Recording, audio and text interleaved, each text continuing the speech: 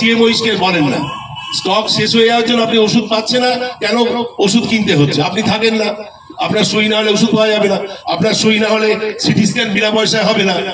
এবং এখানে একটা ইনবিল্ট আমি ল্যাবরেটরি করেছি, এখানে একটা প্রাইভেট ল্যাবরেটরিও আছে। তৎসত্ত্বেও স্টুল ইউরিন ব্লাড বাইরে থেকে টাকা দিয়ে আমাদের মায়েদের বোনেদের পরীক্ষা করতে হচ্ছে।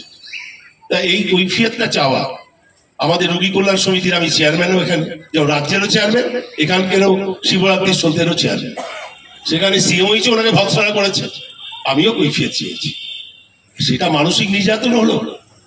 মানসিক নির্যাতন গল্পের গরু গাছে উঠতে উঠতে যেন দৈহিক নির্যাতন না হয়, একটা সীমা আছে, একটা অসত্য, একটা মিথ্যে, একটা মিথ্যাচারের সুযোগ আছে। আমতার মানুষ জানে, আমতার মানুষ আমাকে চেনে।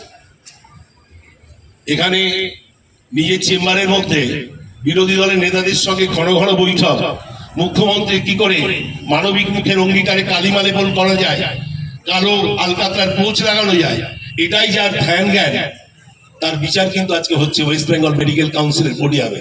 আমি কিন্তু চাই না, কারণ আমি যেহেতু অভিযোগ করে আমি বলেছি, আমি 6 মাস ধরে অভিযোগ করেছি সিএমওইচের কাছে, ডাক্তার কিশোরয় দত্তের কাছে, আজকে নয় 6 মাস। কমিটি হেলথ মেডিকেল কাউন্সিল আমি মুখ্যমন্ত্রীর প্রতিনিধি, উন্নতিটা ওটি বন্ধ 3 মাস ধরে লিফট বন্ধ, 2টো অ্যাম্বুলেন্স মরচে পড়ে গেছে, ওষুধ কিনতে হচ্ছে বাইরে থেকে, নর্মাল ডেলিভারি পেশেন্ট বাইরে গিয়ে সিজার করতে গিয়ে মারা যাচ্ছে। আমি অন্তত I am the last person to tolerate, it's quite unbearable.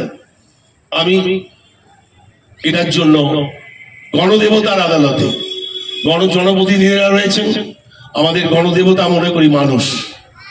উনি আসেন না তো কখনো, না উনি তো কথায় চলে, ঘুরে ঘুরে আর্থিকভাবে যারা বঞ্চিত, অবহেলিত, যারা